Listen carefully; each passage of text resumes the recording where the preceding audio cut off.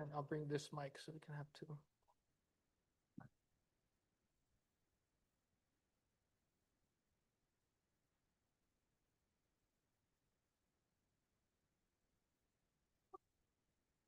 I can sing for you guys in the interim if you'd like.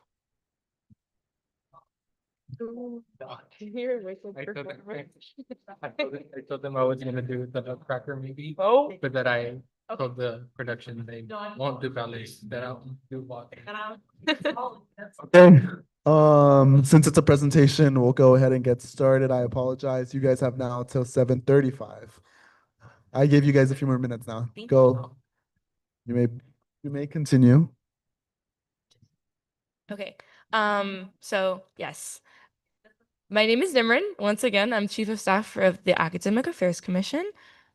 Hi everyone, I'm Chris. I am the Academic Affairs Commissioner. Pronouns he, him, his. So the problem that we want to present is that right now at UCLA, a lot of students aren't as involved in decision making when it comes to like departments. So we're really the Interdepartmental Student Council, or the IDSC, is really focusing on connecting all the academic departmental student councils, and also creating academic departmental student councils for those departments that don't already have one, so that we can ensure representation for all departments and transparency when it comes to decision making, and that decisions are made proactively instead of reactively. Yeah, that one. Wonderful. Why the IDSC is needed now? Departments have a wide-ranging structures, and what we've realized is we don't have a system in place to address the needs that student councils that exist currently have. We don't have the system in place. We have an academic senate where we appoint academic senators at the beginning of the school year, albeit there is not a system in place for departments. And with that being said, we even have departments that currently don't have a student academic council. And so it's kind of twofold, the purpose of this standing committee. One, it's to help bring together different academic student councils that exist. In other words, what we mean by academic student councils are students who are representing the majors' concerns and requests to the departments. And so that would be the primary purpose. And the secondary purpose will be to help departments that don't have a student academic council establish a student academic council. And that's why it's needed now. We're facing increasing challenges. Students are coming to us saying, hey, this is a policy that's impacting me. We go to the academic senate, and the academic senate says, this is not an academic senate issue. This is a departmental issue. And so this systemic thing, if you will sort of help address that issue. So what the Interdepartmental Student Council, or the IDSC, actually is, it's an advisory body under the Academic Affairs Commission that's composed of representatives from every departmental student council, and we'll get more into that later, or an advisory group. And the purpose is to serve as a united voice for all academic concerns just among all departments and UCLA in general, while also providing feedback to the AAC so we can really focus our initiatives on the needs that are like very pressing, and also just support all the different departments, whether they already have their own student councils, and like Chris mentioned, also help create student councils for departments that don't already have them.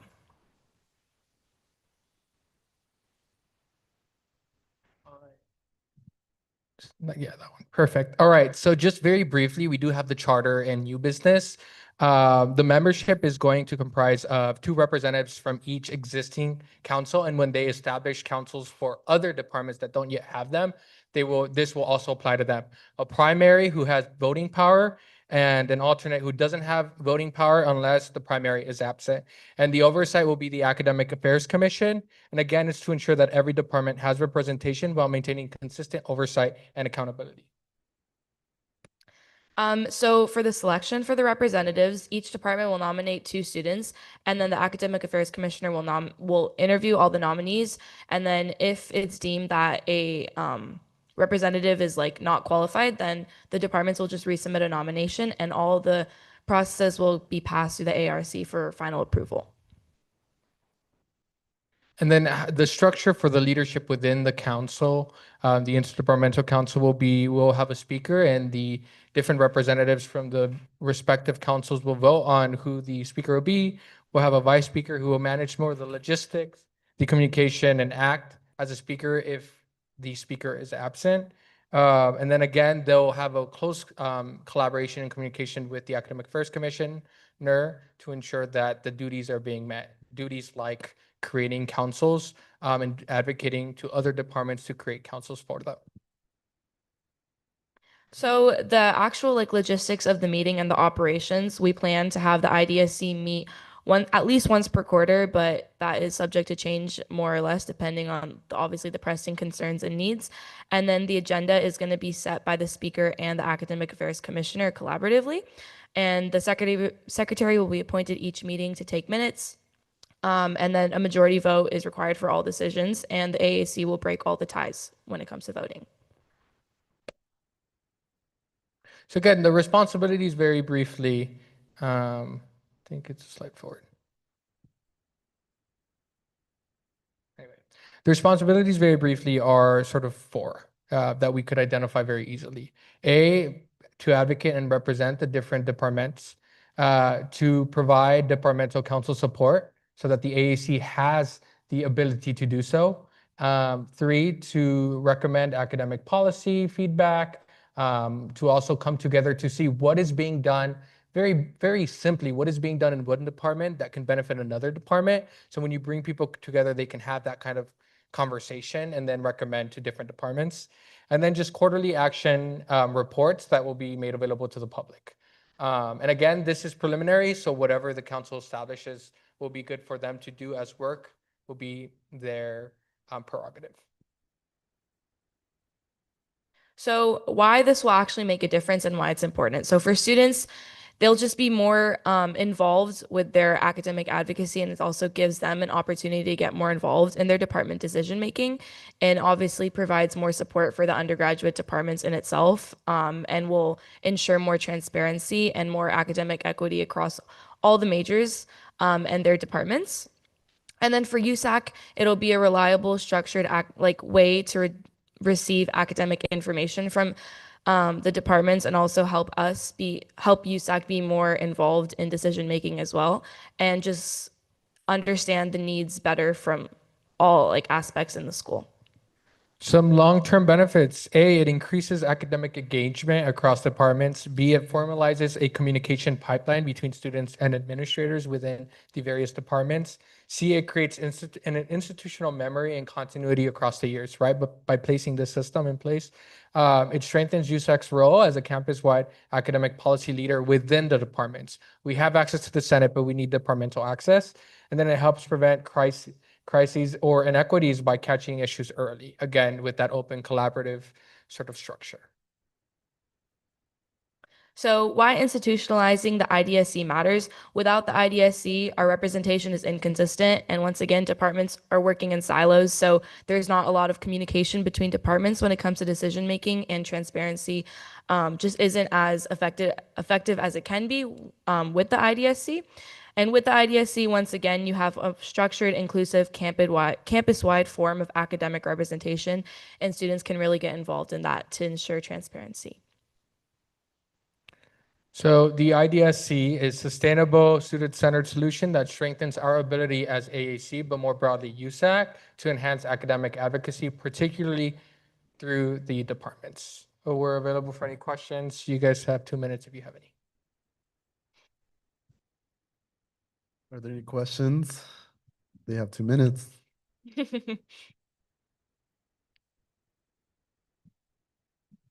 Lovely. If Wonderful. not, thank you. I like no questions. If you guys want to add anything else. Fantastic. Thank you, guys. Bye. All right. Thank you. Thank you. Now we will begin with our series of appointments, and we will begin with our elections board chair. It's been, okay, sorry. Yes, we should clap for elections board. Voter turnout rate of 50% this year, guys. Trust me. Yes, watch. That'll be my legacy. 50% voter turnout rate. Who? Leanne. Okay. I see. Oh, Leanne Pham. Okay. Sorry to me, we'll be beginning with Leanne, but you'll go second. Um, Leanne, you can begin when you see the screen. And then I'll just share a little bit about the appointments process. You get a 1 minute opening statement, which is then followed by a 15-minute question and answer period by council. You get 15 minutes to see if council have any questions for you and the appointment. Afterwards, you get a 1 minute closing statement, and then it's followed by recommendations from the appointments review committee, and then council deliberates, and we finally vote um, on this appointment. Leanne, whenever you see the screen and whenever you see the 1 minute timer, you may begin your 1 minute opening statement. All right, sounds good. Thank you. Yeah, to start off, my name is Leanne, and Oh, wait, sorry. You can start at the 1 minute when the timer is up on the screen. Oh, my bad. Okay, so I mean, I can start now. You're good. Yes, you can start. Okay, perfect. Yeah, so hi everyone. My name is Leanne, and I'm currently a third year public health student here at UCLA, and I'm wanting to apply for the campus retention committee appointment. So just like a little bit about me. So most of my past work has been focused on like DEI related wellness work. So this includes I guess serving people from underserved backgrounds in like Asian communities within like healthcare sites, mental health programming for like immigrant communities, and I have some involvement within like BSU and like CClear, one of like retention orgs on campus. I also did have a like a past job that's related to teaching underserved toddlers within like the low income communities of K-Town here in Los Angeles. So to just sort of like summarize, I believe I'm a strong fit for this position because I bring both a lived experience and programmatic experience. So I know how to build like trauma informed and like culture responsive spaces. And I deeply care about like making sure students don't feel invisible here at UCLA, since we do have such a big and diverse. Like sampling distribution, because right now like the sign that we're using for mean change, like the population. I'm sorry, I'm able to see the timer, so I'm not sure how much time I have left. Okay.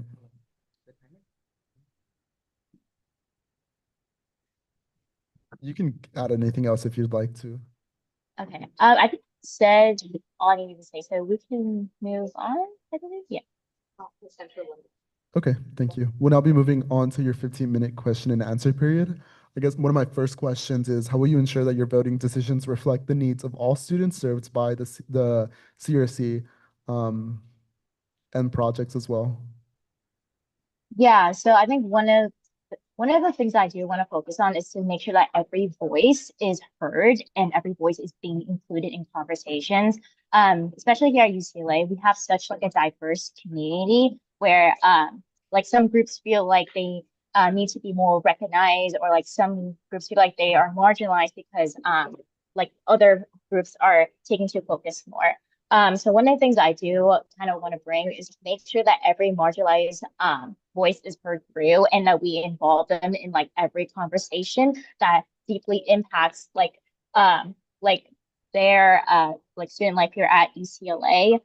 Especially with the retention orgs. I think it'll be great if there's more collaborative activities being enhanced between those different retention orgs, but also more collaborative activities between USAC and retention orgs as well, since I believe like a lot of retention orgs don't know the services and resources that USAC can provide for access and retention initiatives. Thank you. My next question is, when voting on funding or policy decisions, how will you balance, wait, sorry, this isn't my question. Where is this? I guess, how will you balance um, your responsibilities to act in the best interest of all students um, and avoid making biased decisions? Yeah, and just wanted to clarify the first part you said was how can I balance what, I'm sorry? I guess personal experiences. Okay, all right, yeah. Um, yeah, I mean, I can sort of echo like my prior point from like the last question. But I think it's very important to make sure that every party that is involved within the process, you are able to like meet with them and make sure that their perspective is like heard through. And when it definitely when it comes to like funding and like policy decisions, like having a conversation with like all the parties involved is extremely important before acting upon decisions, since we do want to have a conversation with the stakeholders that are responsible and that and stakeholders that definitely do have like the most impact. So definitely like taking in mind of like the different stakeholders that are at place when it comes to like program initiatives or like funding. We definitely want to make sure that we are able to follow through like each perspective that's heard before decisions are made. Thank you. Are there any other council members that have questions for Leanne? If not, we'll now be moving on to your 1 minute closing statement. Whenever you're ready, you may begin. Yeah. Sure. Yeah, so just to sort of close off, do want to thank everyone for like the time and for considering me. I do deeply care about like retention work because I've seen like firsthand how many students feel like very unsupported, unseen, and very overwhelmed here at UCLA. I can definitely relate from my experience as like growing up, I came from like a marginalized community within like living another marginalized community. So like through my work here at UCLA and like through many of my DEI involvements, I do want to make sure that I learn how to build spaces where students can feel like safe, understood, and last of all, like very cared for. If appointed, I do want to bring like a lot of consistency, empathy, and a very like community-centered perspective to this role. I'm committed to uplifting the students who are most impacted by systemic barriers and helping ensure that UCLA becomes like a place where they can stay, succeed, and like and truly feel like they belong here in this community. So yes, with that, thank you. Thank you. Can we please get ARC recommendations? I have those. Leanne brings strong DEI experience, program building skills, and commitment to supporting historically marginalized, non-traditional, and transfer students through collaboration and equitable resource allocation. She demonstrates the leadership, cultural humility, and strategic vision necessary to make a lasting impact on the Student Retention Committee at UCLA. With a 3-0 vote, ARC recommends Leanne for the Campus Retention Committee. Thank you. Are there any comments or questions from council? If not, can someone please motion for a vote? I motion to appoint Leanne Pham to the Campus Retention Committee for a 1-year term. I second. Thank you. Tommy motions, Divine seconds. All in favor, please raise your hands.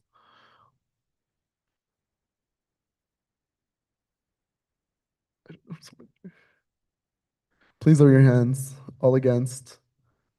All abstaining.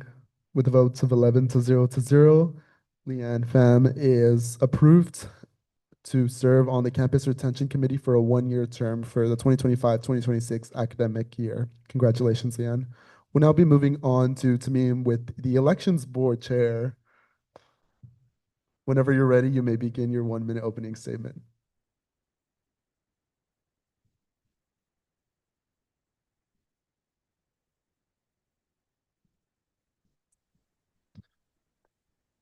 Hey everyone, hey council. It's so great to see you all. Thank you for the opportunity to speak today. My name is Syed Tamim Ahmed, and I'm honored to be considered for the role of Election Board's Chair.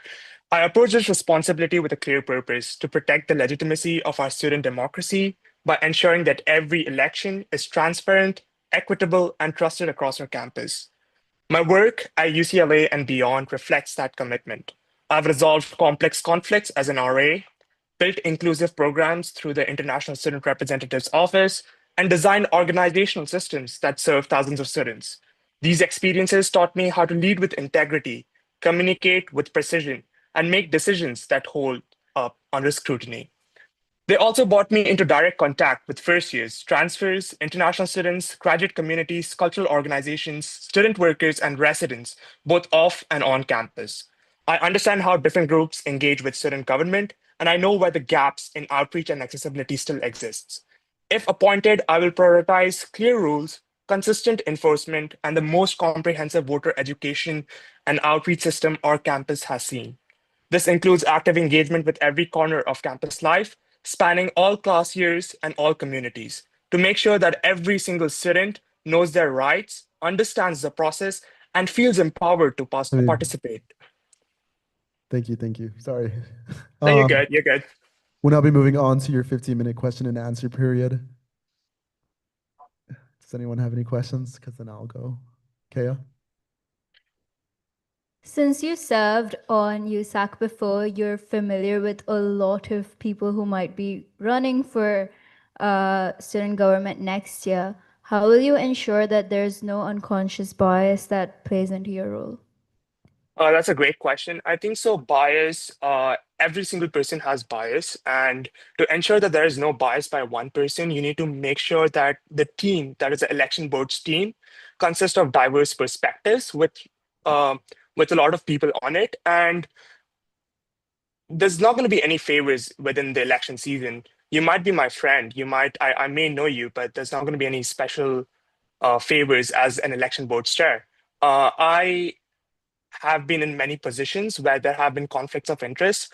And in those conflicts of interest, I ensure that I am not the person who's making that decision. So I have experience in dividing myself when there's a conflict of interest present in that situation.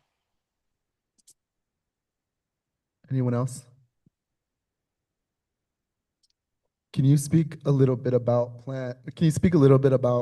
I guess, steps the election board can take to increase student voter turnout for the USAC elections? As you know, in the previous year, it ranged from around 25% the previous year, lower, given obviously the referendum for transit. Can you just share a little bit about what steps you and the rest of the board can take to increase it, either keep it the same or even increase it significantly? Absolutely. I think so. That's a great question. One of the main problems why we have seen low voter turnouts across the years, has been low voter education. A lot of people on campus, if you go and ask them what USAC is, they will have no clue what USAC is. I myself did not know what USAC was till the end of my second year when I decided to run for USAC. So I think so. Voter education is a very important part of it. What USAC is, what USAC does, to ensure that all of you, the representatives, get an opportunity to share what your office does, is also a great way to ensure that people understand that USAC is there to represent the interests of the student community. Also, one more thing is there's a huge clash between North Campus and South Campus. A lot of people on the South Campus do not care about what elections is or what's happening. So it's important to ensure that every single student group has been addressed by the election board's team, whether it is by participating and collaborating with different departments or even with different organizations on board, like student athletics, UCLA residential life, and even student affairs. Thank you. Yes, Halia. I just had like a quick question. I know it's kind of a tough question because there's only so much you can control, but I know like when I was running, I received a lot of anti-Semitism online by a lot of anonymous users. And I'm just kind of wondering like what's something you can do to, promote a culture of good sportsmanship among candidates and other voters. Absolutely. I think so. That's a great question. A lot of candidates last year, including myself, have faced Islamophobia and xenophobic remarks. And I think so that experience is absolutely disheartening to see in a community of scholars and students who want the betterment for each other. I think so. One way that we as the election boards can tackle this issue, even though we do not have control over the online domain, is to have stricter rules and stricter enforcement of those rules regarding that. I don't think so. As like, yeah, let me be transparent with you. There is no way that we have autonomy or like control over what Reddit users say or online users say. But one thing we can do is to ensure that like there is an atmosphere of camaraderie during the election cycle. And if there is any concerns of bad faith play, the candidate can come reach out to the election boards.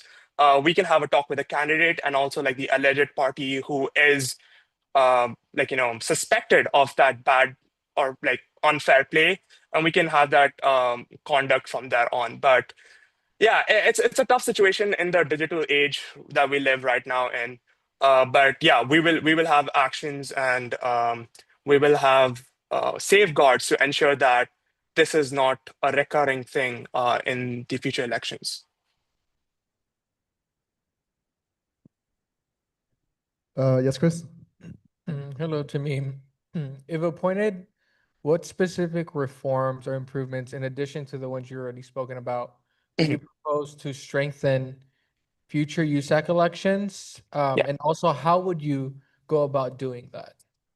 Absolutely. I think so. I just want to give a huge load of applause to Sujana, who was the election board's chair last year. She did an incredible job, even though she did not have a lot of resources to do that. And the election turnout last year was 28.2%, which was amazing.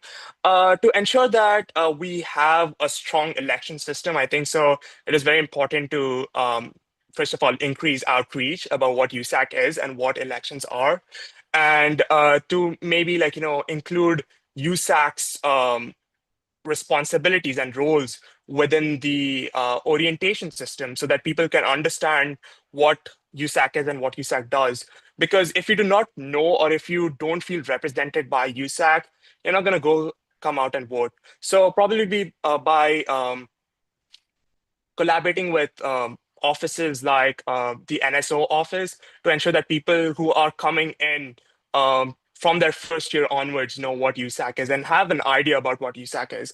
And the second thing is to reach out directly, grassroots level, reach out to cultural clubs, organizations, and ensure that they know what USAC is and how USAC can benefit them and how it affects them, and also encourage people from these communities to come up and run.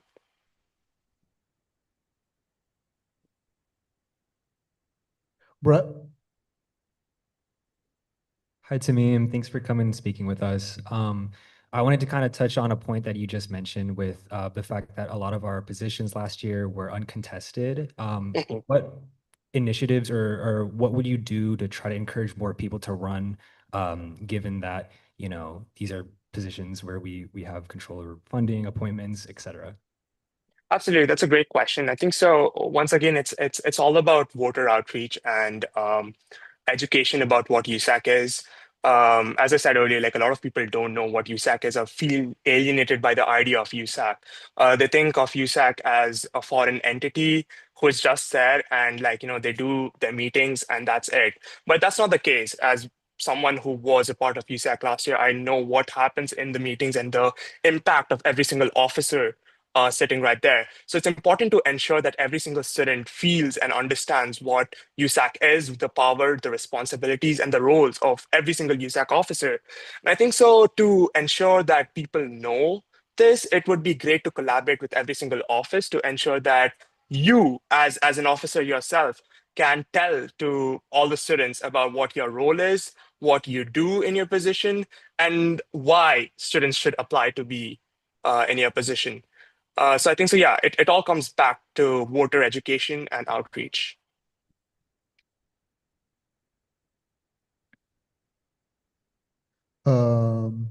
Yes, sorry, Paige. I was wondering what your plans are to ensure clarity around rules and guidelines for both candidates and voters. Yeah, I think so. Something great this cycle is that the election board's chair is being elected right now in the fall quarter.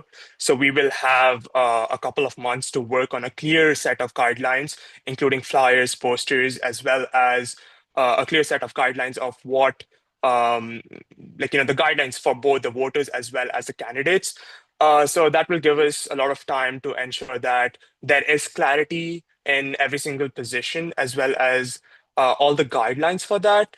Apart from that, again, voter outreach, voter education is very important. So both of those, it can be conducted in a variety of ways.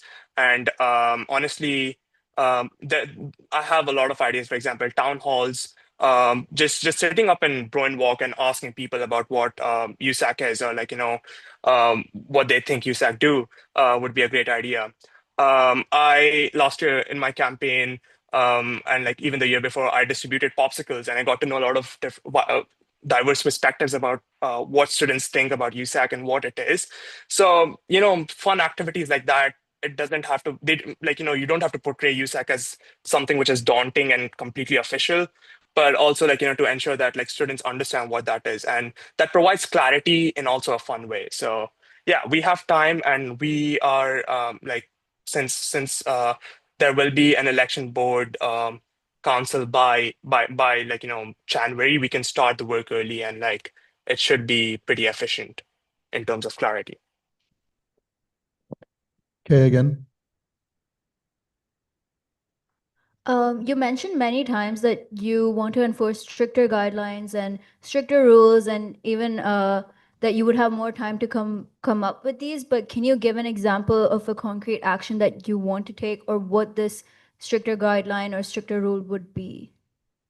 One of the main things is finance. There has been a lot of discrepancies in terms of finance and like how disbursements and everything works. So to ensure that like finances is something which is there, and also last year in terms of a lot of conduct cases, there was a lot of confusion within the conduct cases. I know a few candidates myself who complained and had filed for a conduct case, and there was a lot of confusion.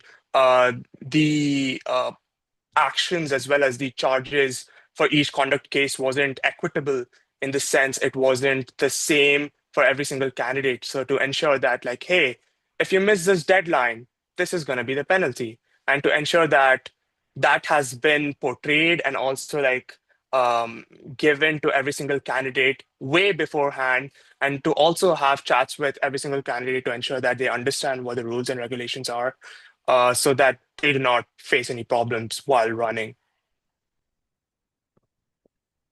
Chris, Talia, and then we'll take one more. If not, just those two. Okay, Hello then again, just those Tim. two. Hello again, Tamim. The question of whether USAC campaigning should extend to the Hill has long been a point of contention.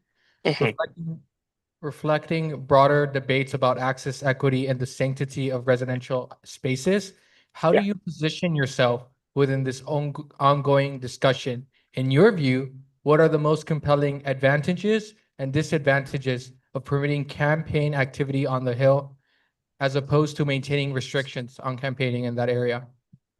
Yeah, so for sure, the Hill consists of approximately 14,000 people and students. So it's one of the advantages is the sheer amount of students who are there. But one of the major disadvantages and why it has been the way it has been so far is accessibility and equity. We have a lot of transfer students, a lot of commuters who do not stay on campus or do not stay in residential life. And it is important that we provide a fair playing field for them as well, for the commuters, to ensure that they can also run an election. So I think so. It all ends, it all boils down to accessibility as well as equity. And there has been a lot of cases, incident reports when elections or like election regarding conducting election campaigning on the Hill, and it has been contentious. So yeah, just speaking with residential life and probably just having town halls would be a better way to mitigate the advantages and disadvantages of flowering and campaigning on the Hill. Talia? Hello again. Regarding last year's election cycle, how do you plan to collect feedback on what went well and what didn't, and how will you ensure that the feedback reflects the full range of experiences of everyone involved? Could you please repeat the question once again? Yeah, I can simplify it too. Yeah.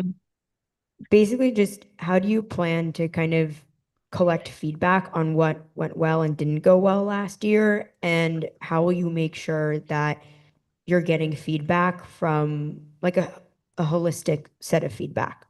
Absolutely. Yeah. So I think so. Feedback in itself is in three ways. First of all, speaking to the people who were responsible for the election boards last year, speaking to them about what went right, what went wrong, what could have been improved. The second way is seeking feedback directly from the offices, from people who are elected right now, on understanding what went well, what did not go so well, and what can be improved. And the third one is by the voters themselves, asking them about, for people who voted, how did they hear about it? And for people who did not vote, why did they not vote? So it's a three-pronged approach to this situation. Yeah, I'm sorry I was short on time. I hope that answers the question. Thank you so much. Yeah. All right, thank you so much, Tamim. We'll now be moving on to your 1 minute closing statement. I mean, whenever you can, put the 1 minute timer. No, thank you. Whenever you're ready. Thank you once again for your time. As I close, I want to share something personal. This is my final year at UCLA and also my final year in the United States before I begin the next chapter of my academic journey abroad. With that in mind, I want to leave behind a campus that is stronger, more engaged, and more connected than the one I stepped into as a first year. If appointed, I will deliver an election system that is transparent, consistent, and accessible to every student. I'll champion a voter outreach effort that reaches every pocket of campus life and every class year, so no one feels disconnected from their right to participate. This is my last opportunity to give back to the community that's shaped me. I want to leave UCLA knowing that I helped strengthen an election system worthy of the students it served. Thank you for considering my candidacy. Strong elections build strong institutions, and strong institutions build strong communities.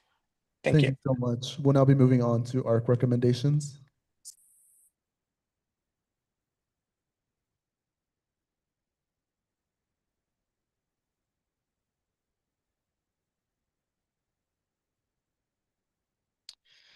Tamim brings extensive leadership experience at UCLA, including his roles in ISR, RGC, and as a public policy advisor, alongside a demonstrated commitment to supporting the student community. He has a clear understanding of the e-board chair responsibilities, emphasizing transparency, accountability, and equitable access to the elections process, with concrete plans for grassroots outreach to engage all students, particularly non-traditional, transfer, and marginalized populations. With a 4-0 vote, ARC recommends Tamim to the elections board chair position. Thank you. We'll now be moving on to council deliberations. Are there any questions or comments amongst council? If not, can someone please motion for a vote?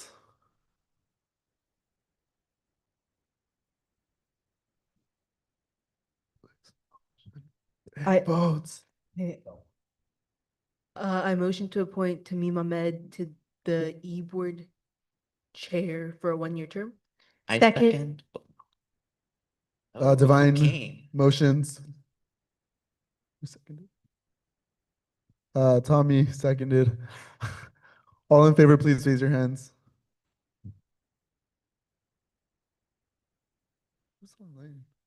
Please lower your hands. All against. All abstaining. With the votes of 12-0, Syed Tamim Ahmed is approved to serve on the elections board as chair. Congratulations for a 1-year term for the 2025-2026 year. You're going to do great, and we're excited for our partnership this year. As I said, increase voter turnout, and I'm going to see that 50% voter turnout rate. We are going to see that. Thank you, Tamim. Graham. Thank you. We will now be moving on to Brittany Lopez with the Campus Retention Committee. Whenever you're ready, you may begin your 1-minute opening statement. Okay, can you guys hear me? Yes. Okay, perfect. I'll start right now. Hi everyone, my name is Brittany Lopez. I use pronouns she and her, and I'm currently a 4th-year majoring in psychobiology. As a first-gen Latina and also the first in my family to attend the UC, I faced personal experience barriers that came when pursuing higher education, which is why I'm currently applying to be an appointment for the Campus Retention Committee because of my commitment to educational equity, students advocacy, and supporting all students' journey at UCLA. For the past 3 years, I've been serving as a peer counselor and mentorship coordinator for the project called Soñar, formerly known as Mecha con Meca. And through this experience, I've learned that many students have faced academic struggles and also finding a sense of community. which is why I want to ensure that not only students get to UCLA, but also make sure that they are graduating and also obtaining that mentorship afterwards. Thank you. We'll now be moving on to your 15-minute question and answer period. I'll start with the first question. How will you ensure that your voting decisions reflect the needs of all students served by CRC, what are you doing? By the CRC? I will ensure based on like data tracking, one of the things that as a peer counselor and also on staff for the previous years on a student run initiated project is that we would ensure to have annual budget forms. So just making sure that we're meeting our objectives and also the number of students we want to target. So I feel like basing our decision based on data tracking and also data collection is really important just to ensure that all of the retention projects are receiving the support that they need. Thank you. Are there any other questions from council? Seeing as there are none, we'll now be moving on to your 15-minute, sorry, 1-minute closing statement.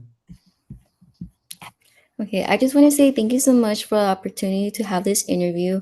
I just want to close by sharing that my commitment to student retention is both personal and intentional, especially with the defunding of our projects and also the reconstruction that has been occurring. I just want to ensure that despite our limited capacity, we can maintain student autonomy for these projects and also to provide that same resources that we have been providing for the previous years, such as student counseling, internship opportunities, mentorship opportunities, and also helping students with their wellness as well.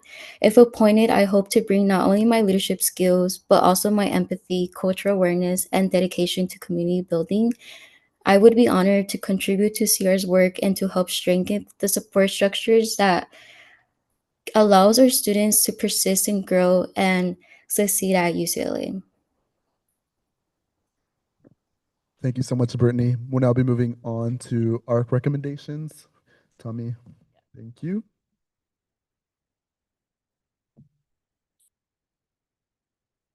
Brittany brings personal experience as a first-generation Latina and professional experience in retention work with Soñad, giving her insight into the barriers students face in achieving higher education. She is committed to ensuring the effective operation of retention projects, promoting transparency and accountability, and fostering collaboration across campus organizations to support non-traditional, marginalized, and transfer students. With a 3-0 vote, ARC recommends Brittany Lopez Juarez for the Campus Retention Committee. Thank you so much. We'll now be moving on to council deliberations. Can you guys hear me? Yeah. Council deliberations. Are there any questions or comments amongst council? If not, we'll be moving on to a vote. Can someone please motion for, yes, Joy. I moved to appoint Brittany Lopez Juarez to a 1-year term for the Campus Retention Committee for the 25 to 26 school year. Joy motions, Tommy seconds. All in favor, please raise your hands.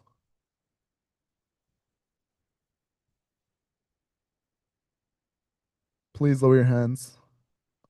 All against and all abstaining. With a vote to 12-0, Brittany Lopez is approved to serve on a 1-year term for the academic year 2025-2026 for the Campus Retention Committee. Congratulations, Brittany. We'll now be moving on to Khadija Abdallah for the Student Initiated Outreach Committee. Khadija, whenever you're ready, you may begin your 1-minute opening statement. Hello, everyone. Can you hear me okay? Yes. Okay. Hi, everyone. My name is Khadija Abdullah. I go by she, her pronouns, and I'm a third-year transfer student majoring in political science. I'm applying for the Student Initiated Outreach Committee because I'm deeply committed to community engagement and to expanding access to higher education, which is something I have dedicated myself to for years. Before transferring to UCLA, I attended a community college in North California where I worked closely with administrators and faculty as a political intern to secure affordable student housing. This involved attending weekly meetings, collaborating with our board of trustees, speaking at city council, and organizing volunteers, all of which to advance the initiative of acquiring this housing. After years of lobbying and multiple setbacks, we were able to successfully acquire a multi-million-dollar establishment of affordable student housing, which we rent out to students at $950 a month. This may not seem as important or impactful, but knowing the demographics of many community college students, lots of students are very financially insecure and struggle to have stability in pursuing a higher education. Thus, this affordable housing expanded their access, and I would like to continue doing this work at UCLA on the SIOC committee. Thank you. We'll now be moving on to your 15-minute question and answer period. I will begin with my first question. How will you ensure that your voting decisions reflect the needs of all students served by the SIOC? I would really like to emphasize the importance of keeping open lines of communication. As an SIOC committee member, it would be my responsibility to delegate and oversee budgetary allocations for many different projects that serve community engagement and outreach to K through 12 schools to promote higher education. And in that, I would like to keep open lines of communication with the leaders and the boards of these projects so that we can communicate thoroughly about what they need funding for and what we can assist them for and how we can help advance our initiatives. I am deeply committed to serving all communities of disadvantaged students in LA, and genuinely with open lines of communication and a commitment to helping every single one of the communities that these individual projects serves, I am confident that I can remain unbiased and dedicated to making sure that these programs receive the support that they need to succeed. Thank you. Are there any other questions from council? Seeing as there are none, we'll now move on to your 1-minute closing statement. My experience in community advocacy, labor organizing, and political campaigns has done nothing but strengthen my commitment to equity and service. As the daughter of immigrants, I recognize the importance of diversity in education and understand the invisible barriers that many low-income students face. The low-income communities of LA present a case similar to mine, and through outreach to K through 12 schools, I believe that we as students can make a significant impact on increasing the academic competitiveness of these communities. On the SIOC, I hope to support the responsible and equitable oversight of funding for these outreach programs to ensure that our programs remain strong and well supported, and that the University of California can become a more inclusive and diverse community for all students. I would like to thank each and every single one of you for considering my application and taking the time to interview me today, and I would be honored to contribute to this committee's mission of expanding educational access and supporting the communities that need it most. Thank you. Thank you so much. Can we now move on to our recommendations with Tommy?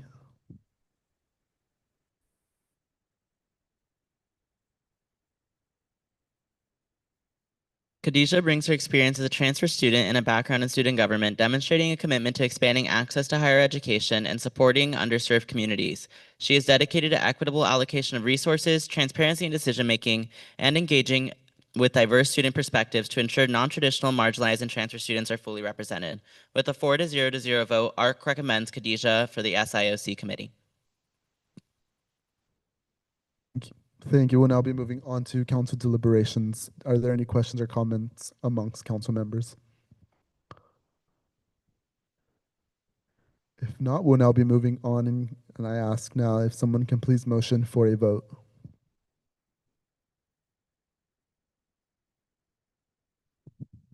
Motion. Right, I will motion. I motion to appoint Khadijah Abdallah for a 1-year appointment to the SIOC for the 2025-2026 academic year. Second. Tommy motions, Joy seconds. All in favor, please raise your hands.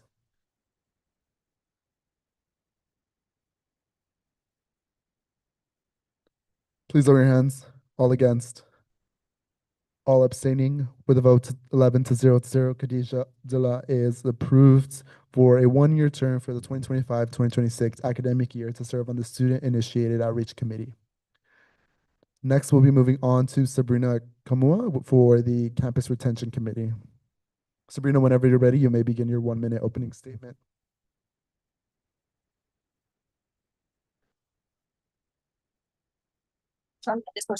Hello, can you hear me? Yes. Okay. Hi. I'm Serena Kamwa. I use she, they pronouns. I am here today to apply to be appointment for the Campus Retention Committee. I'm interested in this appointment because I am extremely passionate about student advocacy and advocating for our student-run retention projects. As someone who has immensely benefited from these programs in the past, I want to ensure that other students, especially other minority students, are able to receive similar culturally competent, relevant support from these programs as well, despite current attacks on DEI. I think that my extensive knowledge of the historical challenges faced by these retention projects, as someone who's been involved with one of the mother organizations, Samang Filipino, and its joined retention project, Samang Filipino Education and Retention Program, also known as SPEAR, have set me up to like really face these challenges and have subsequently equipped me with essential historical context that is necessary to serve as an advocate on this committee. Thank you. Thank you. We'll now be moving on to your 15-minute question and answer period. I'll start with my first question. How will you ensure that your voting decisions reflect the needs of all students served by by CRC? I think something that's extremely important on this position is to have like open communication with the projects, especially given like how the structure of the CRC is changing this year, ensuring that the projects still have like a voice and are still able to get a say in like what's going on or like have their perspectives heard. So as an appointment, I would make a significant effort to be in communication with these projects and make sure that like all of my decisions are informed by their perspectives and not only like my previous experience. Thank you. Are there any questions from other council members? If not, we'll be now moving on to your 1-minute closing statement. I understand that the CRC is going to be different this year, but the understanding that I've gained in the past 3 years working with the student retention projects and also working closely with the past two CRC chair people from the last 2 years, like that knowledge is essential to properly supporting and advocating for our projects now in a time when they need more support than ever. So I hope to be able to further support these projects and like overall student retention efforts through my position as a CRC appointment. Thank you all for taking the time to hear me speak today, and I look forward to working with you all hopefully. Thank you. Thank you. Can we please get ARC recommendations with Tommy?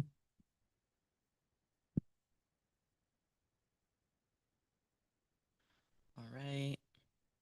Sabrina brings a deep commitment to student advocacy and extensive knowledge of CRC and its historical context, ensuring retention programs remain culturally relevant and effectively serve all student populations. She emphasizes transparency, accountability, and open communication with student organizations while prioritizing equity and accessibility to support non-traditional, marginalized, and transfer students. With a 3-0 vote, ARC recommends Sabrina Kamua for the Campus Retention Committee. Thank you. We'll now be moving on to council deliberations. If there are any questions or comments amongst council members. If not, can we please motion for a vote?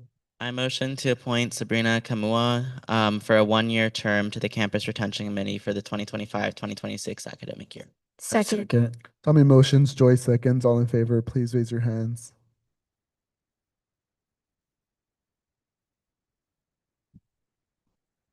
Please lower your hands.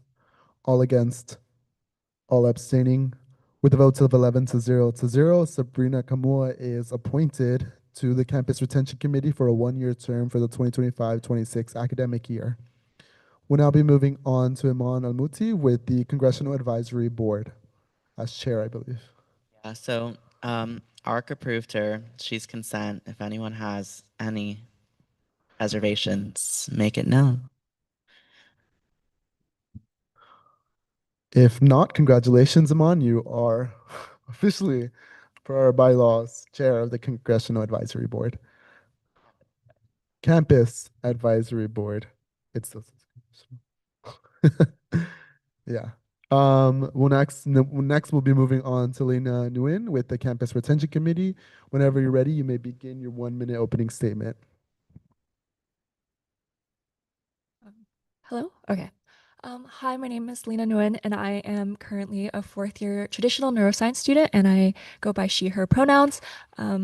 Without the retention projects such as that of the Southeast Asian Campus Learning and Education education and retention program here at UCLA, I wouldn't be where I am right now. Not only have I been a service recipient of C-Clear for the past 4 years since coming here to UCLA, I've also been able to work within the projects as well, giving me extensive knowledge of how these student-initiated, student-run programs work, as well as the resources and administrative support needed in order to run these projects. Alongside that, I've been able to cultivate a sense of community through my different involvements here at UCLA, which I believe also helps ground retention and not only just academic support, but holistic support through social support as well. And I am applying to be appointed to the Campus Retention Committee because I believe in the power of the retention projects here at UCLA and not only empowering students to do well academically, but also enriching their student experience here at UCLA. Thank you. My first question for you, oh, sorry, we'll now be moving on to your 15-minute question and answer period. My question for you is how will you ensure that your voting decisions on the committee reflect the needs of all students served by CRC? Yeah, I think it's important to note that historically the CRC would often approve funding through the annual year budget proposals that the retention projects would submit and then be reviewed by the CRC. I also want to note that I am aware that like historically there have been some political tensions within the CRC that my past predecessors have mentioned, and that like with my collaborative work with other student retention programs here at UCLA, I believe that I am able to gain greater perspective on the issues and challenges faced by the multitude of different student populations here on campus. Additionally, I believe that at the end of the day, everyone sitting on the CRC and the projects that require funding or are asking for funding out of the CRC, at the end of the day, our mission is 100% student retention, regardless of the student populations that we serve. And through open and honest discussion about our goals for our respective projects, as well as understanding our shared mission, in turn, that like my voting will be fair and will be based on these open conversations. Thank you. Are there any other questions from council members? If not, thank you so much, and we'll now be moving on to your 1-minute closing statement. Yeah, although I emphasized in my opening statement that a majority of my experiences have been through the Southeast Asian space here, whether through C-Clear or being on board for the Vietnamese Student Union, I want to emphasize that I believe retention should extend to all communities here. And through my past experiences as being a part of C-Clear, as well as being involved in my larger cultural community as a whole, I believe that equips me with the knowledge to understand that retention is not just about academic success, but also about supporting students holistically through providing an enriching social environment, as well as giving them access to the resources that they need in order to succeed here at UCLA. The importance of cultivating community, which I also have done through both large scale and intimate programming through the Alumni Scholars Club here at UCLA, which serves a different student population, I believe equips me with a lot of knowledge in order to be able to serve on the CRC. Thank you so much. Can we please now get ARC recommendations with Tommy? Lena brings personal experience as a first-generation student and professional experience with C-Clear, giving her a strong understanding of the resources needed to support student retention. She is committed to transparent and accountable decision-making, equitable allocation of funds, and ensuring that retention programs effectively serve non-traditional, marginalized, and transfer students. With a 4-0 vote, ARC recommends Lena Nguyen for the Campus Retention Committee. We'll now be moving on to council deliberations. If there are any questions or comments amongst council members? If not, can someone please motion for a vote? And to appoint Lena Nguyen to the Campus Retention Committee for the 2025-2026 academic year. I second that motion. Tommy motions, Chris seconds. All in favor, please raise your hands.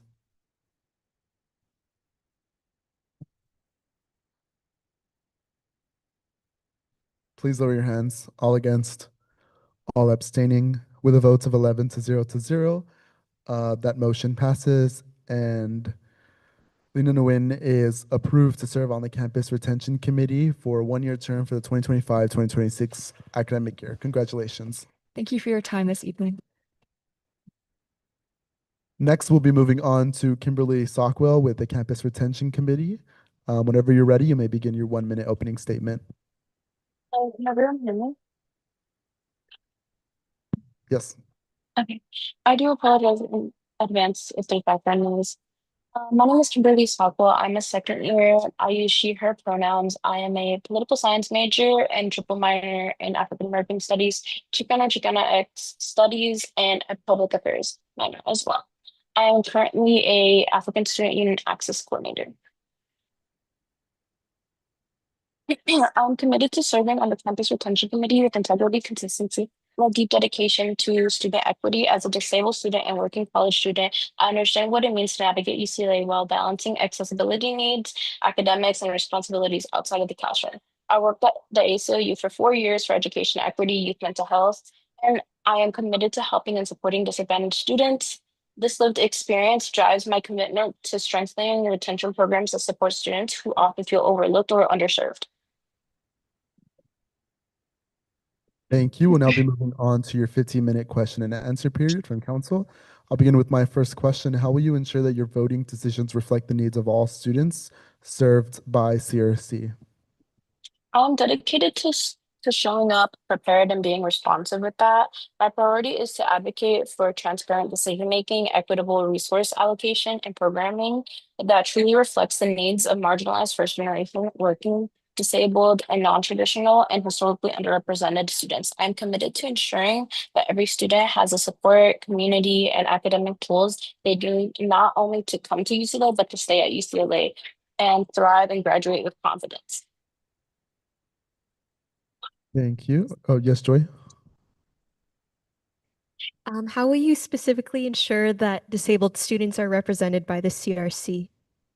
Well, specifically more so my own lived experience. Like I understand what it's like to navigate UCLA specifically and the loopholes and all the hoops that you have to jump through.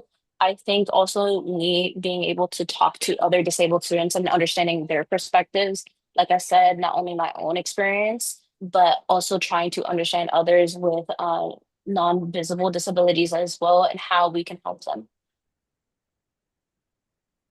Thank you. Are there any other questions from council? If not, we'll be now moving on to your 1-minute closing statement.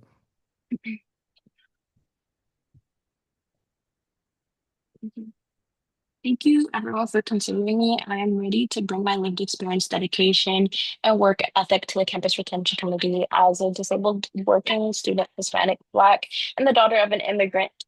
I know how essential retention programs are for students who face unique barriers. I will approach this role with professionalism, consistency, and a genuine excuse me, commitment to uplifting all initiatives that support academic success and student well-being. I'm prepared to collaborate, listen, and advocate for transparent and equitable decisions that center the students who need these resources the most. If selected, I will serve with intention to strengthen our campus community and ensure every student to thrive here at UCLA. Yes. You will now be moving on to ARC recommendations.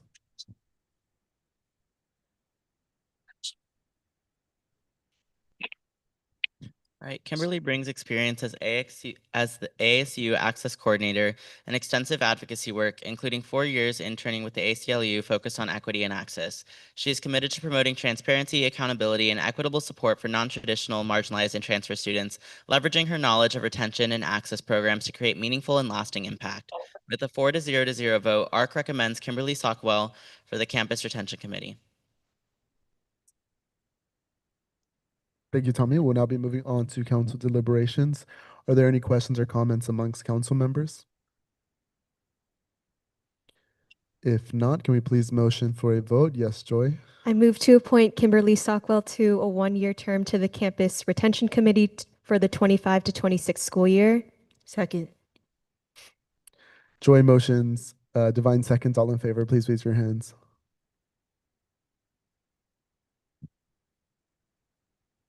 Please lower your hands. All against, all abstaining. With a vote of 11 to 0, that motion passes, and Kimberly Sockwell is approved for a one-year term for the academic year 2025-26 to serve on the Campus Retention Committee. Congratulations, Kimberly. Next, we'll be moving on to Miguel Molina with the Student Initiated Outreach Committee. Hello, everybody. Oh, sorry. Whenever you're ready. Yeah. Hello, everybody. My name is Miguel Molina. I'm a second-year traditional. I go by he, him pronouns. I'm a psychobio major, and I come from Carson, California. The reason why I'm applying to the Student Initiated Outreach Committee is because I'm a first-generation student, Filipino and low income, and access work have shaped my life or my path going to UCLA and the student I've become. I want to ensure that the funding, these funds are, or I want to make sure that these projects are adequately resourced, because I've been on both ends of the stick on the receiving side, and also I have the privilege of giving a lot of these students in our communities the access to higher education. I've been involved with Samahang Filipino for the last 2 years alongside with Filipinos for Community Health, and I've advocated for funding. I've worked with a lot of other orgs outside of UCLA and also within to understand the unique perspectives and also put into account all the needs of our communities. And I hope by being here, I'm able to bring my empathy and compassion as well as my experience into the committee so that we can make sure that these resources and funding continue uplifting our communities every day. Thank you. We'll now move on to your 15-minute question and answer period. I'll begin with my first question. How will you ensure that your voting decisions reflect the needs of all students served by the SIOC? Right. I'll try my best to not let bias impede progress. I'm sure that's a concern given like my strong Filipino background in the orgs at UCLA, but I want to make sure I really speak for like strong communication, because I'm aware with my previous predecessors that there's been a lack of transparency and communication within the SOC in the past, and I want to make sure that I make a space that provides comfortability but also seriousness. I want to provide a sense of comfort for a lot of the committee members and people in the SOC to be able to voice their diverse experiences in their communities, because I acknowledge that a lot of their upbringing and struggles are unique and are also important, especially when we're dealing with equity and providing resources to these communities. Thank you. Are there any other questions from council? Seeing as there are none, thank you. And we'll now be moving on to your 1-minute closing statement. All right. Thank you guys so much for making the time, for listening to me and giving me this platform. I'm sorry if that was like short and sweet, but I really appreciate it. These access projects really like resonate with me, because something that really guides my work is thinking about the students that I mentor back in my hometown, but also the students that I provide these resources with in my work with space.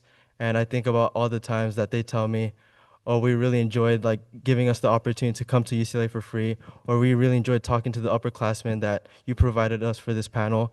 So that kind of like gives me like a realization that this position transcends beyond me, and also like the work that we do is past my position. It's helping these people in our communities who remind me of my younger self that didn't have like that privilege of having those resources back at home. And the fact that I'm here and being able to speak about my experiences and having that privilege to give back out to the community really inspires me to bring like thoughtfulness and also my experiences into the SIOC, so I could hopefully make sure not only like the Filipino space, but also the other communities could also have the privilege to have access to those communities and services. Beautiful. Thank you. Short and sweet is the best. Can we please get ARC recommendations with Tommy?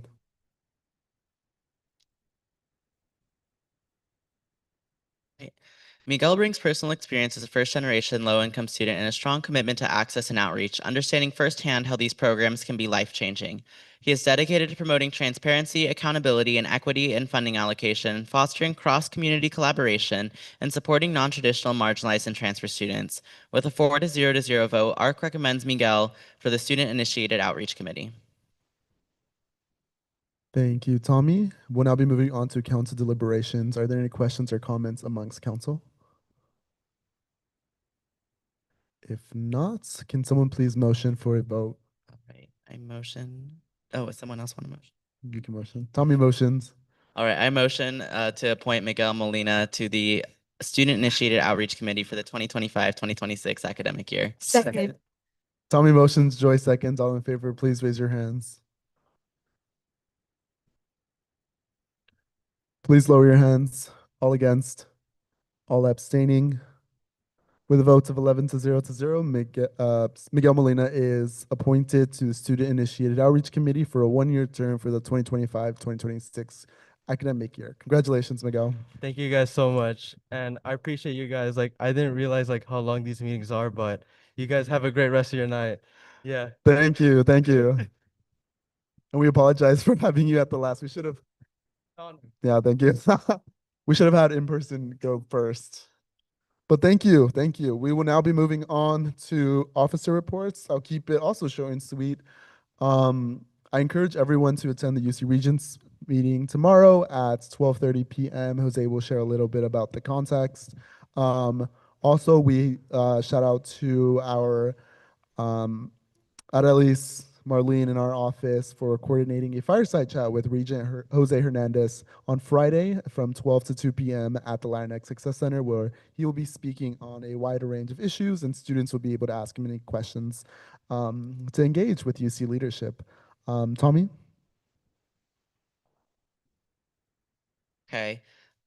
We had a lot of things going on in IVP over the course of the last couple weeks. We had some amazing de-stress events in partnership with the Rise Center. We had our career workshop last week, which was a big success. We are having our financial literacy night tomorrow at 7 p.m. in Bunch 3211. We have a lot of the funding bodies that are going to be presenting. Really good resource if you know any leaders in student orgs who are interested in applying for funding to our various funding bodies. We also have our IVP Goods fundraiser. So if you're interested in getting some community goods like dupes, like we're gonna be out selling. So come by and buy our matcha and pumpkin chai. And then yeah, that's I think it on our end. Also, really just want to say a big congratulations to everyone here that was a part of the amicus brief. Not sure if anyone knew, but we had our ruling come out on Friday, and the preliminary injunction came in our favor. So UCLA, as of now, has a little bit of breathing room and freedom from the current administration. Yeah. EVP Proxy Jose Marino. Hi everyone. Thanks for having me. First thing I want to plug is SOC. Applications are due tomorrow at night, and SOC stands for the Students of Color Conference. We highly encourage you all to apply, mingle around with different UCs, and build those cross connections, and plug it to your offices as well. It's a super fun conference. There's no boring stuff like lobbying just yet, so you get to just have a lot of fun. So yeah, plug that. Thank you. Who's next? Talia? Hello. I'll keep it short. We had our challah bake last week in collaboration with Chabad, which was really fun. And we are doing our interfaith event either Tuesday or Thursday of week 9. Hello, Thank you. can people Talia? hear me?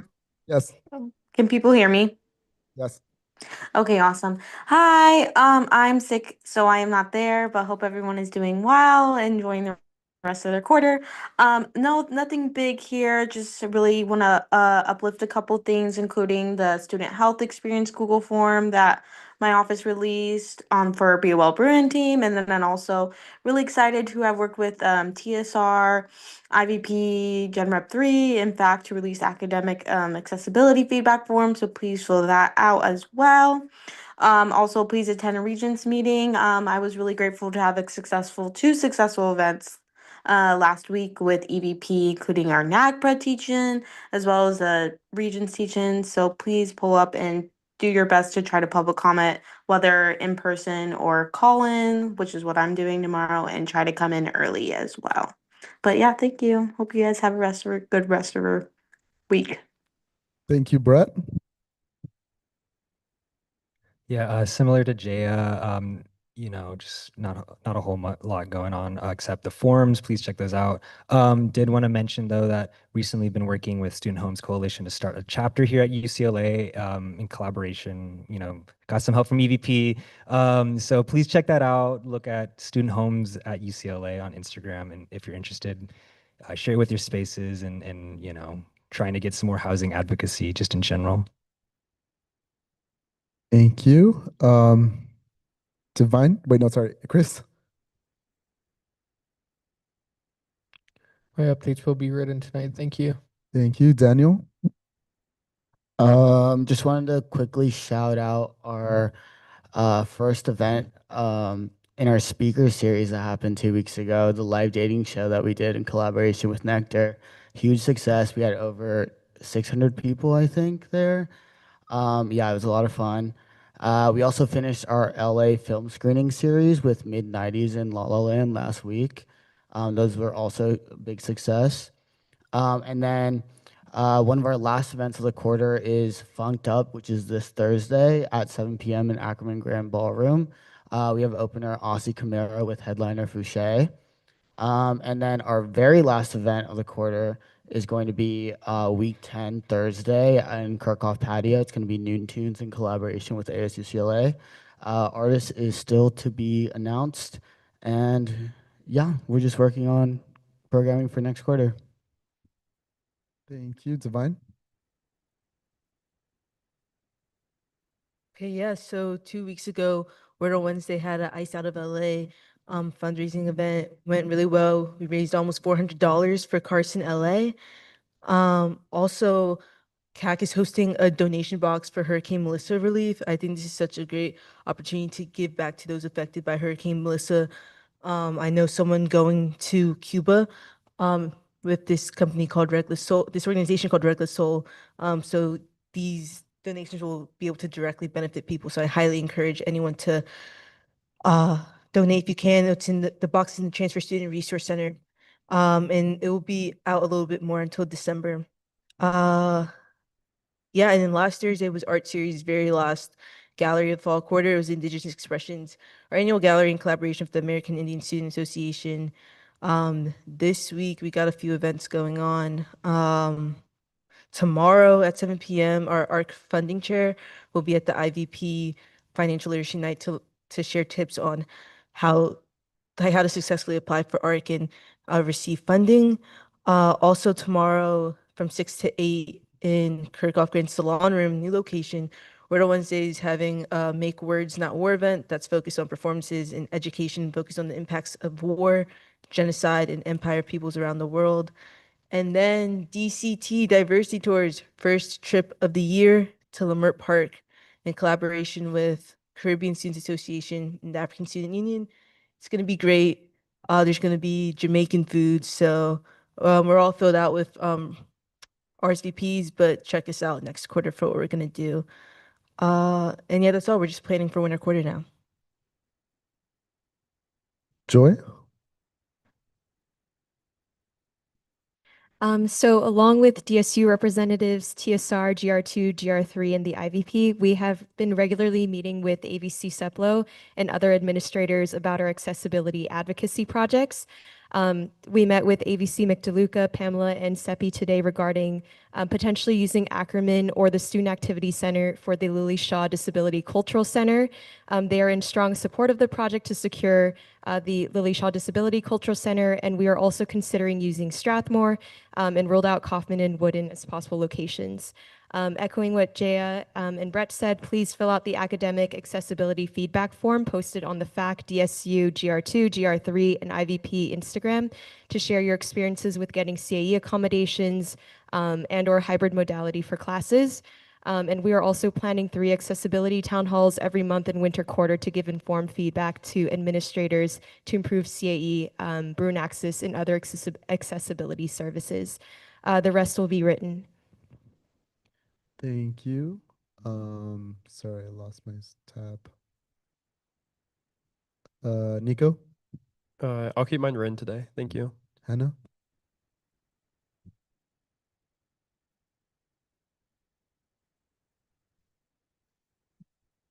Oh, okay.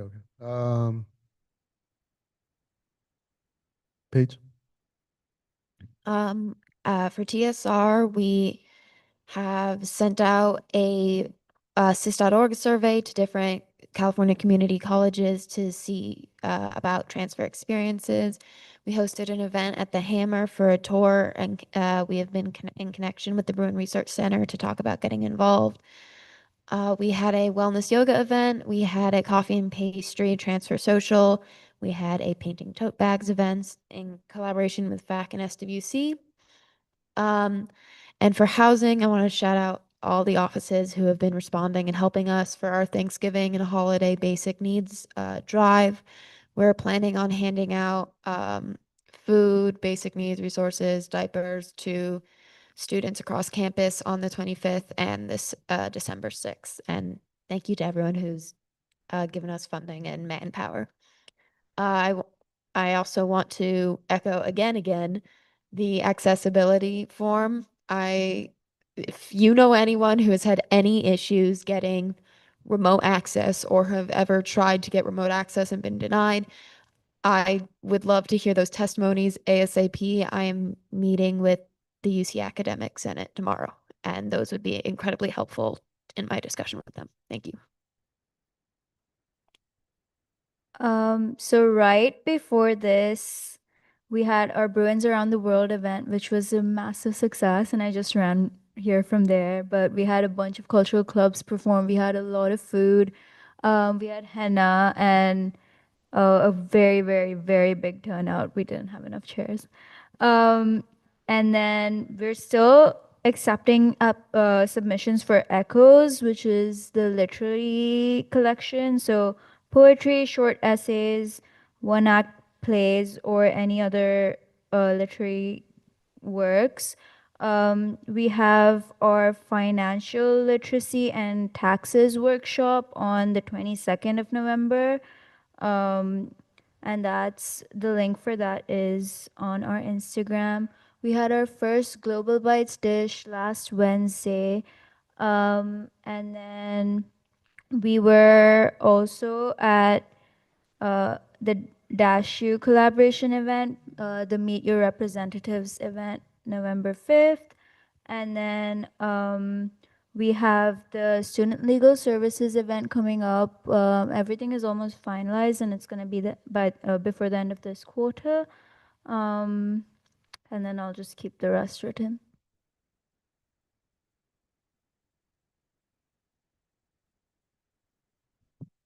Thank you. We'll now be moving on to Orlando.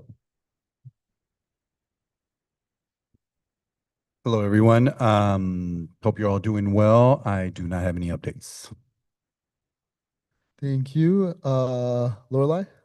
Hello, everyone. I have a few different things, starting with if any of your commissions or offices have funding bodies, I've shared with your chairs, some information regarding quarter close. Rec deadline that to keep in mind will be on January 9th at 11:59 p.m. for any fall expenses. So just be aware of that. I would suggest getting any recs submitted prior to leaving for winter break, just so you don't have to, remind any of your directors or yourself. So just be aware. And then we'll also be hosting rec clinics that Monday and Thursday of week 1. So if there's anyone in your organizations or anyone you're aware of that needs to submit requisitions and they don't know how, we do a walkthrough on how to read the budget report, find your account codes and such, and submit from there. And SGA will also be there to answer questions. I'll be shouting this out at our week 10 meeting as well, just as a reminder. OSAC people, reminder that on Thursday you have your meeting. Continue to follow up with Pranaya as needed. For eBoard, happy to see that we have Tamim. Continue to assist him or ARC with pushing forward for other appointments to the eBoard. I sent today 2 feedback forms for our purchase card process and our requisition tracker, which is now live on the USAC website. So if you could fill those out to let us know how easy they are to use or difficult they are to use, or any feedback you have, so we can implement that hopefully during winter quarter, if not spring quarter. So I have a deadline for that for our last meeting, which is the 2nd of December. And then Jonathan and SGA have been working to follow up on any issues related to NECs and your stipends for your staff. So just continue to remind people to look at their emails just in case there's anything that arises related to that. SGA will be closed next week. So if you have any issues or you need to pick up checks, please come to myself and Jonathan in our office or direct people there. And then that's all I have. Good job, guys. Thank you. Wait, so if we want council remote, we have a motion or anything? Or do we just say remote? That way people don't have to come up and set this up. I don't know. I feel bad, you know? I feel bad if people come set it up and no one's here.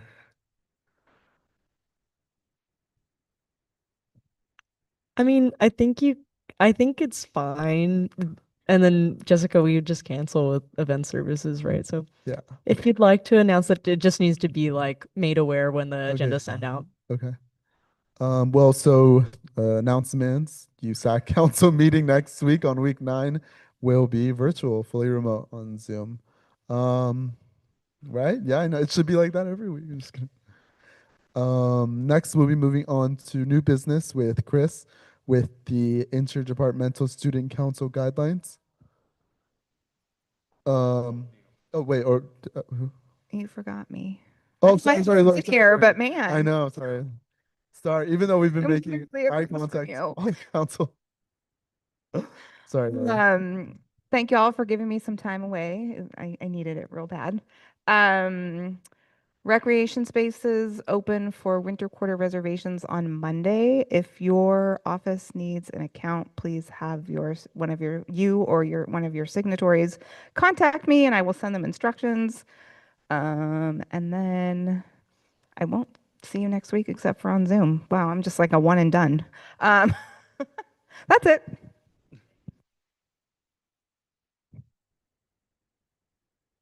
An account for what? To make a reservation in a rec space. You'd want to do an event in a recreation space, you got to have an account because we do it online. Got it. Thank you. You're welcome. All right. Next we have the item with Chris. Chris, would you like to explain Sure. shortly, but also the changes and clarification if this is a bylaw change or addition? Okay, 1 second. Computer's acting funny. All right. So we've added it on here, but it's essentially a bylaw change. We went over the presentation for the Interdepartmental Student Council, so I'm not really going to talk about it. Yes. Looks like it's not accessible on the agenda right now. Or it says like that access is 1 second. limited. I'll change that. All right, you should have access now. Your prayers have been answered. You prayed in your mind for it. The Interdepartmental Student Council, we already had a presentation, so I'm not going to really talk about it much, but there's the bylaw change. Essentially just to create a system in place so that we can advocate on students' behalf to the different departments. And I'll take any questions if people have questions.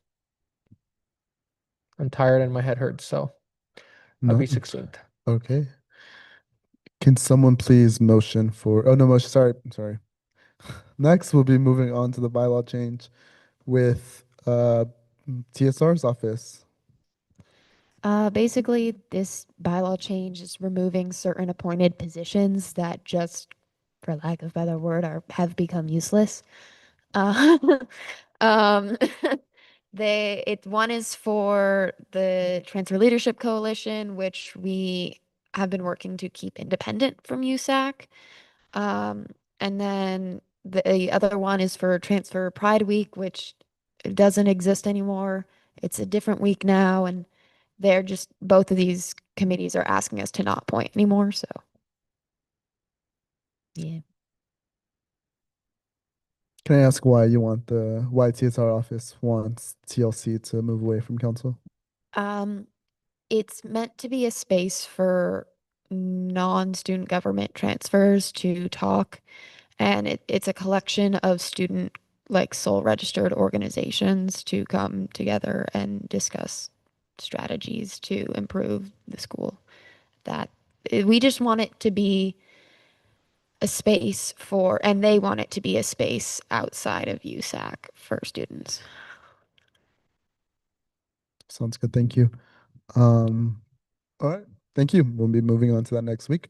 We now have the letter in opposition of UC Tuition Stability Plan 2025 with EVP proxy Jose Marino.